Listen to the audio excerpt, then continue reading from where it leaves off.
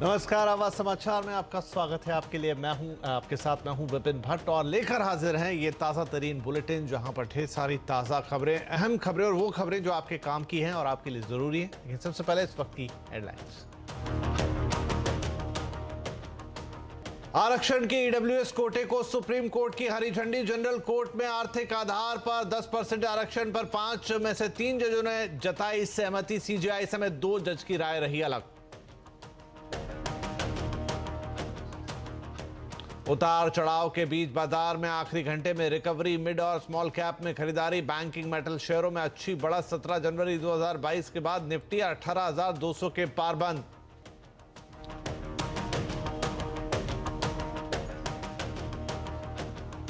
जल्द बढ़ सकता है आपका मोबाइल बिल। रेटिंग एजेंसियों के मुताबिक 20% तक पोस्टपेड दरें बढ़ा सकती हैं कंपनियां। 5G में भारी निवेश के लिए जुटाना है फंड। HDFC बैंक ने महंगा किया लोन। MCLR में 35 बेसिस पॉइंट तक की बढ़ोतरी। सभी अवधि के लोन होंगे महंगे। दिल्ली में प्रदूषण में थोड़ा सुधार। दिल्ली सरकार ने दी ट्रकों की एंट्री की छूट, लेकिन पेट्रोल कारों और कंस्ट्रक्शन पर बैन लगातार जारी। सख्तियां चौथे से घटकर तीसरे स्टेज पर लाई गई। और दिल्ली NCR में प्रदूषण ने बढ़ाई एयर प्यूरिफायर्स की मांग। कुछ कंपनियों के प्रोडक्ट आउट ऑफ स्टॉक, तो बाजार में 10 से 50,000 रुपए तक के अलग अलग विकल्प मौजूद।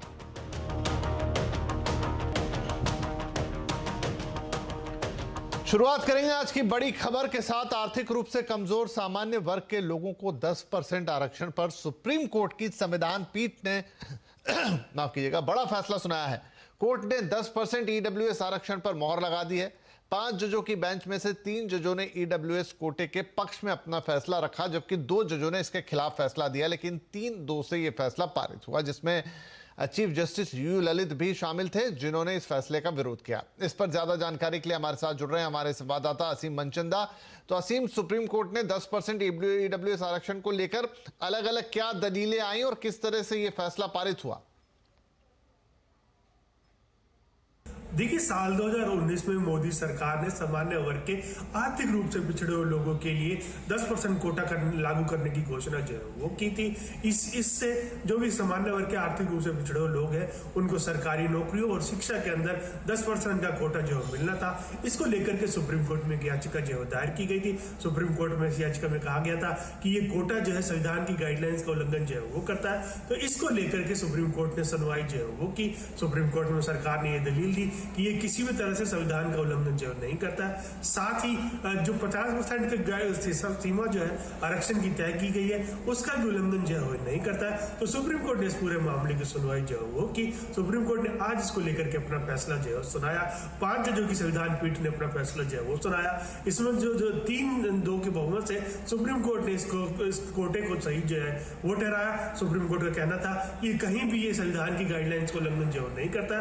साथ ही साथ जो 50% का कोटा जो है तय किया गया, उसकी लिमिट का उल्लंघन जो नहीं करता। तो कुल मिलाकर सुप्रीम कोर्ट ने EWS कोटे को हरी झंडी जो है दे दी है। अब जो भी सामान्य वर्ग के आर्थिक रूप से पिछड़े हुए लोग हैं, उनको नौकरियों में या फिर शिक्षा में 10% का ये कोटा जो है आरक्षण का मिलेगा। जी, शुक्रिया असीम, डिटेल में इस फैसले को समझाने के लिए। इधर सुप्रीम कोर्ट के फैसले पर राजनीतिक दलों के बयान सामने आ रहे हैं। कांग्रेस के नेता उदित राज ने कोर्ट के फैसले की आलोचना की है। उन्होंने कहा है कि वो सुप्रीम कोर्ट की उच्च जाति समर्थक मानसिकता को चुनौती देते हैं। तो जब SC ST OBC का मैटर आता है तो सुप्रीम कोर्ट कुछ और हो जाता है। जब सवर्णों का मैटर आ जाता है तो सुप्रीम कोर्ट और हो जाता है। उस मानसिकता के ऊपर सवाल कर रहा हूं। जवाब सुप्रीम कोर्ट को देना चाहिए। गॉड नहीं है, देश के लिए अकाउंटेबल है, जनता के लिए अकाउंटेबल है। जातिवादी तो हुए अपने आप, वो तो अंधे को भी नजर आ रहा। भाई 30 साल तक तो आप इंदिरा साहनी के जजमेंट में लगी हुई शर्त को मानते रहे, अब आप क्यों नहीं कैसे पलट गया? इधर EWS पर सुप्रीम कोर्ट के फैसले पर बीजेपी ने खुशी जताई और कांग्रेस पर हमला बोला है। बीजेपी ने कहा कि कांग्रेस सुप्रीम कोर्ट के फैसले से खुश नहीं है। अगर गरीब व्यक्ति को उसका अधिकार मिल रहा है और सर्वोच्च न्यायालय देश का, जो हम सबसे बेहतर संविधान का ज्ञाता है, वो एक फैसला देता है तो उस पर सबसे ज्यादा दर्द किसी को होता है तो वो कांग्रेस पार्टी को होता है। कांग्रेस का आज यही चरित्र है कि उनका कोई चरित्र नहीं है। देश की राष्ट्रपति के लिए भी अभद्र टिप्पणी करने वाला कोई और नहीं था। कांग्रेस पार्टी के नेता डॉक्टर उदित राज थे। दलित विरोधी रही है, सेना विरोधी रही है, संसद विरोधी है और आज गरीब विरोधी भी है। इधर आरजेडी भी सुप्रीम कोर्ट के इस फैसले से खुश नहीं दिख रही है। हमने सदन में अपना पक्ष स्पष्ट रूप से रख दिया था कि एक डेटाबेस जनरेट होना चाहिए था। वो होता ना तो आप pin pointed affirmative action evolve कर पाते। आपने बिल्कुल बिना आधार के, जैसे मंडल कमीशन जब आया, वॉल्यूम ऑफ डेटा आया, उस डेटा पे काम शुरू हुआ, तब जाके। इस केस में क्या हुआ कि आपने एक व्हाट्सएप फॉरवर्ड पे ही सारे निर्णय लिए। तो ईडब्ल्यूएस आरक्षण पर सुप्रीम कोर्ट के फैसले के क्या मायने हैं? आज आवाज अड्डा में इसी पर होने जा रही है बड़ी बहस। शाम 7:57 पर ईडब्ल्यूएस रिजर्वेशन हो गया सॉल्यूशन।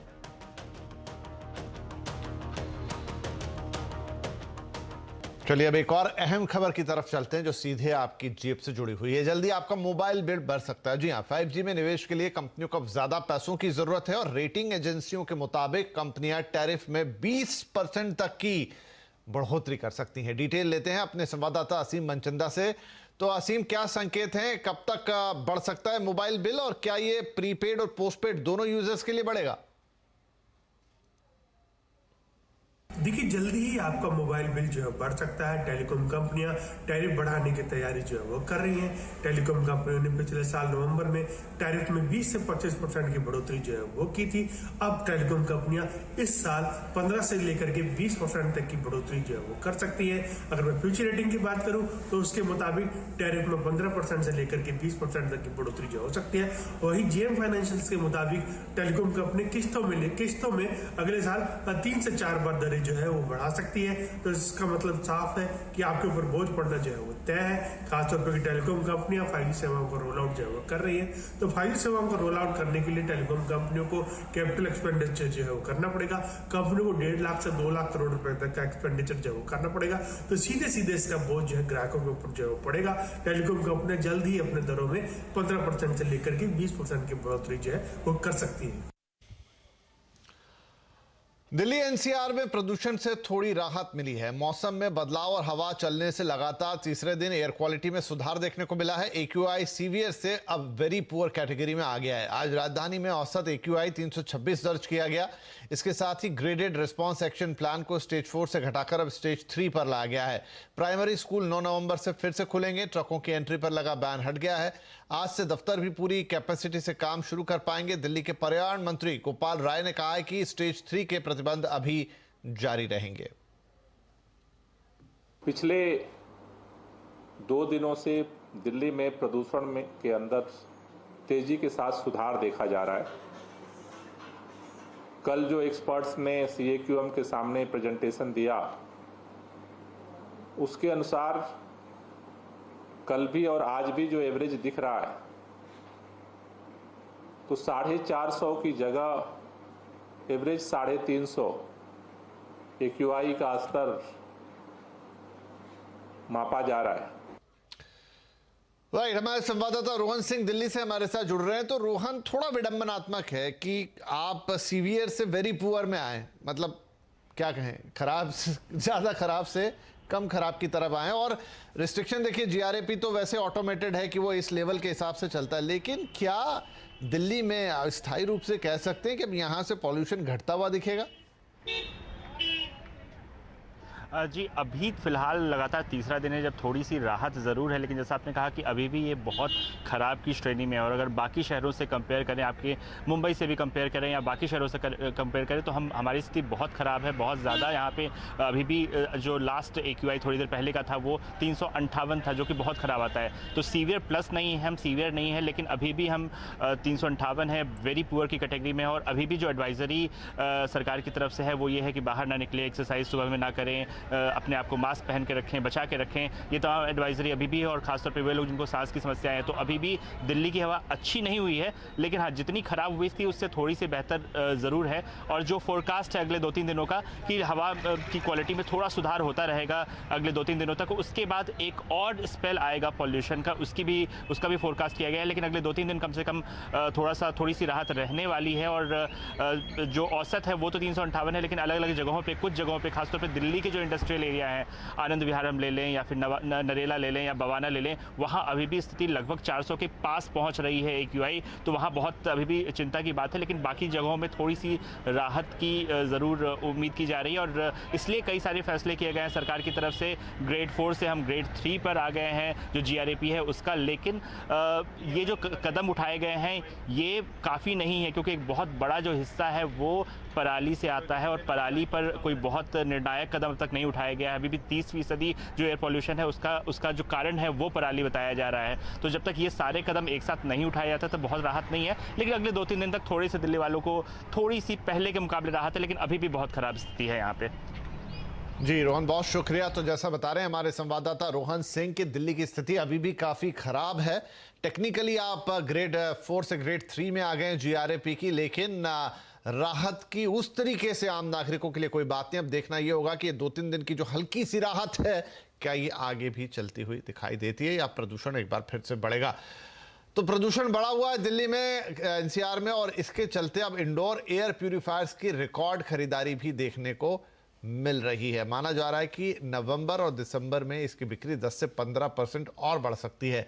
मांग में उछाल की वजह से कुछ कंपनियों के air purifier out of stock हो गए हैं। देखिए दीपाली नंदा की ये रिपोर्ट। दिल्ली NCR समेत देश के अलग अलग हिस्सों में प्रदूषण का स्तर अभी भी खतरे के निशान पर बना हुआ है। यही वजह है बाजार में अब इंडोर एयर प्यूरिफायर की मांग जोर पकड़ने लगी है। आप देख सकते हैं मेरे पीछे, यहाँ पर अलग अलग कंपनियों के एयर प्यूरिफायर है और इनके साइज सबके आपको अलग अलग दिखाई देंगे। यानी कि जिस साइज का आपका कमरा है आप उसी साइज के हिसाब से यहाँ पर इंडोर एयर प्यूरिफायर खरीद सकते हैं।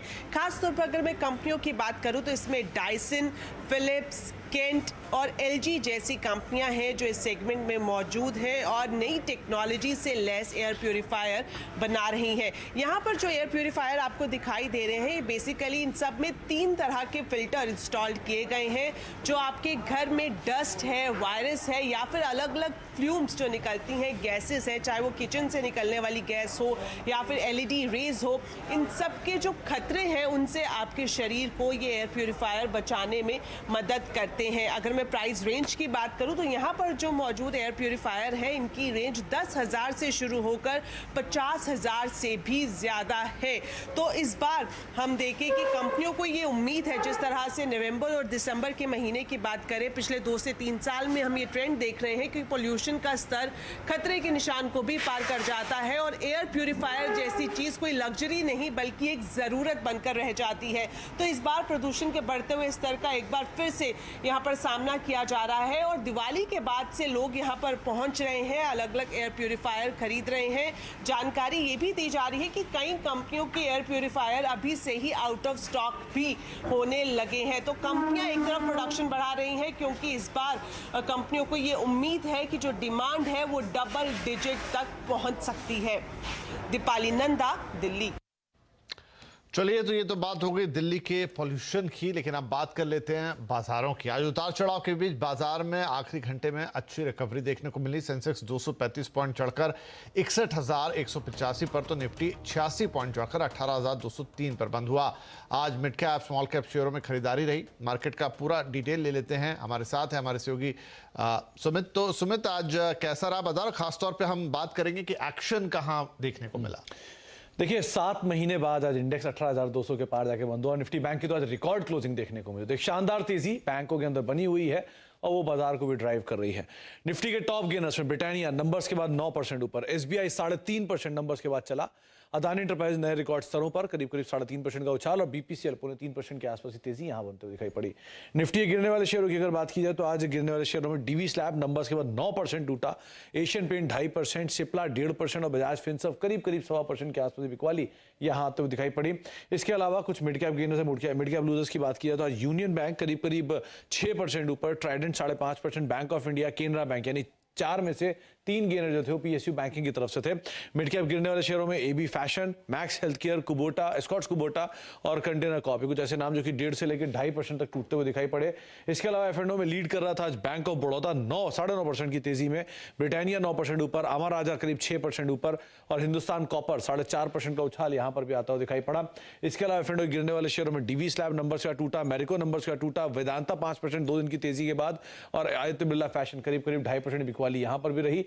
क्लियर कट आज के विनर रहे PSU banks, SBI 3.5%, bank of Baroda 10%, Canara bank 4%, Indian bank 4%। तो एक अच्छी तेजी बैंकिंग स्पेस में और इसको आउट परफॉर्म कर रहा है पीएसयू बैंकिंग बास्केट, जिसके चलते आज रिकॉर्ड लेवल्स पर बैंक निफ्टी क्लोजिंग होते हुए दिखाई पड़ी। शुक्रिया सुमित इस मार्केट अपडेट के लिए। इधर इकोनॉमी में रिकवरी से बैंकों को काफी फायदा हुआ है और बैंक्स निवेशकों के भरोसे पर खरे उतर रहे हैं, ये कहना है व्हाइट ओक कैपिटल के सीईओ आशीष सोमैया का। वहीं सीएनबीसी से खास बातचीत में आशीष सोमैया ने आईटी सेक्टर को लेकर भी निवेश की स्ट्रेटजी डिटेल में बताई। बैंकों की सिचुएशन इंप्रूव होगी और अल्टीमेटली उनका परफॉर्मेंस इंप्रूव होगा। तो काफी समय से ये एक्सपेक्टेशन था कि बैंक का इंडेक्स अंडर परफॉर्म कर रहा है, क्यों अंडर परफॉर्म कर रहा है, रिकवरी होनी चाहिए। तो निवेशकों के लिए बढ़िया बात यही है कि उनका कन्विक्शन खरा उतरा है और ये भी जाहिर करता है कि कंसेंसस हमेशा गलत नहीं होता है। तो that is the positive outcome of this और मुझे ऐसा लगता है कि कंटिन्यू भी रहेगा। हम लोग के पोर्टफोलियोज में आईटी थोड़ा मामूली सा ओवरवेट ही है, हम लोगों ने उसको कोई बहुत कम एक्सपोजर वगैरह नहीं किया है। इसके पीछे के 2-3 कारण है। जैसा आपने बताया कि वैल्यूएशन हमेशा पकड़ पाना और वैल्यूएशन हमेशा प्रेडिक्ट करना बहुत मुश्किल है। फंडामेंटल्स को अगर फॉलो करेंगे तो हमारा मानना ये है कि जब भी कोई स्लो डाउन आता है, जब भी कोई नेगेटिव यूएस के बारे में कोई नेगेटिव डेवलपमेंट होती है, तो 1-2 क्वार्टर डेफिनेटली ऑर्डर इनटेक्स या न्यू बिजनेस 1-2 क्वार्टर स्लो हो जाता है। अगर आपने एचडीएफसी बैंक से किसी तरह का लोन ले रखा है या लेने की प्लानिंग कर रहे हैं तो ये खबर आपके लिए है। दरअसल एचडीएफसी ने सभी अवधि के लोन पर ब्याज दरों को बढ़ा दिया है, जिससे अब ग्राहकों के लिए लोन लेना और महंगा हो गया है। ब्याज पर बढ़ी हुई दरें 7 नवंबर से लागू हो गई हैं। इसके बाद से पहले से लोन ले चुके ग्राहकों की अधिक ईएमआई का अब यहाँ पर भुगतान करना पड़ेगा। दरअसल बैंक ने एमसीएलआर यानी कि marginal cost of lending rate को बढ़ा दिया है, जिससे हर तरह के लोन इंटरेस्ट रेट पहले से ज़्यादा हो गया है। आरबीआई की ओर से रेपो रेट पे सितंबर महीने में इसे बढ़ाकर 5.9% कर दिया गया था और लगभग हर बैंक ने उसके बाद से ब्याज दरों में बढ़ोतरी का जो है सिलसिला वो जारी रखा है। त्योहारों के बाद अब शादियों के सीजन में व्यापारियों को बम्पर बिक्री की उम्मीद है। 4 नवंबर के बाद से सीजन शुरू हो रहा है। व्यापारियों की संस्था सीआईटी यानी कैट के मुताबिक देश में करीब 32 लाख शादियां होने का अनुमान है और करीब 4 लाख करोड़ के कारोबार की उम्मीद है। इसमें होम डेकोर से लेकर ज्वेलरी, फुटवेयर, गारमेंट्स, मिठाई, ड्राई फ्रूट्स और कंज्यूमर ड्यूरेबल तक जोरदार बिक्री होने की उम्मीद लगाई जा रही है। दिवाली में हुए रिकॉर्ड तोड़ कारोबार के बाद अब देश भर के व्यापारियों की निगाहें सीधे तौर पर लगी हुई है शादियों के सीजन पर, जो देव उठनी एकादशी 4 नवंबर से शुरू हो चुका है और इसका पहला चरण 14 दिसंबर को समाप्त होगा। इस 40 दिन के पीरियड में, इस 40 दिन की अवधि में लगभग उम्मीद की जाती है कि देश में लगभग 32 लाख शादियां होंगी, जिसके कारण से लगभग 3,75,000 करोड़ का कारोबार होगा। और खबरें, ट्विटर का टेक ओवर करने के बाद इलॉन मस्क धड़ाधड़ कई बदलाव कर रहे हैं कंपनी के अंदर। बड़े पैमाने पर कंपनी के कर्मचारियों की छटनी की गई है। भारत में भी ट्विटर के दफ्तर में लगभग खाली से ये कर दिए गए हैं। दूसरी तरफ अमेरिका, ऑस्ट्रेलिया, न्यूजीलैंड, कनाडा और ब्रिटेन में ब्लू टिक की कीमत $7.99 या करीब $8 तय कर दी गई है। भारत में लोग ब्लू टिक की कीमत का इंतजार कर रहे हैं। खुद मस्क ने एक ट्वीट के जवाब में बताया कि भारत में भी 1 महीने में ब्लू टिक की कीमत आ जाएगी। इधर भारत के बड़े स्टार्टअप्स और दुनिया के ब्रांड्स ने फिलहाल ट्विटर पर अपने विज्ञापनों को रोक दिया है। तो इलॉन मस्क ट्विटर के परिंदे को और आजादी दे रहे हैं या फिर मस्क के मंत्र से प्लेटफॉर्म से होगा ये कमजोर? जानने के लिए देखिए आज का कंज्यूमर अड्डा शाम 5:57 पर। खासतौर पे भारतीय यूजर जो हैं उनके पर्सपेक्टिव से यहां पर कितना बदलाव या परिवर्तन आने वाला है। तो आज का कंज्यूमर अड्डा, आजाद परिंदा या मस्क का फंदा? जरूर जुड़िएगा हमारे साथ शाम 5:57। महाटक सुकेश चंद्रशेखर ने केजरीवाल सरकार में मंत्री सचिन जैन और जेल के डीजी संदीप गोयल पर जान से मारने की धमकी के गंभीर आरोप लगाए हैं। सुकेश ने दिल्ली के उपराज्यपाल विनय सक्सेना को फिर से एक पत्र लिखा है। पिछले खत में सुकेश ने आम आदमी पार्टी के ऊपर पैसे लेने के आरोप लगाए थे। अब सुकेश ने कहा है कि इन खुलासों की वजह से जेल में उसकी जान को खतरा है। सुकेश ने मामले की सीबीआई जांच की मांग भी की है। सुकेश अभी तक उपराज्यपाल को 3 खत लिख चुका है।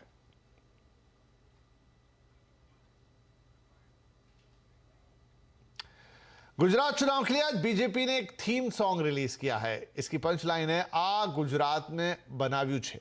मतलब ये गुजरात मैंने बनाया है। प्रधानमंत्री नरेंद्र मोदी इस थीम सॉन्ग के केंद्र में है और इसमें Ahmedabad, the river front, gift city, metro, statue of unity जैसे लैंडमार्क्स को दिखाया गया है। प्रत्येक गुजराती बोले थे, अंतर्मनનો अवाज बोले थे, आ गुजरात मैं बनाव्યું છે।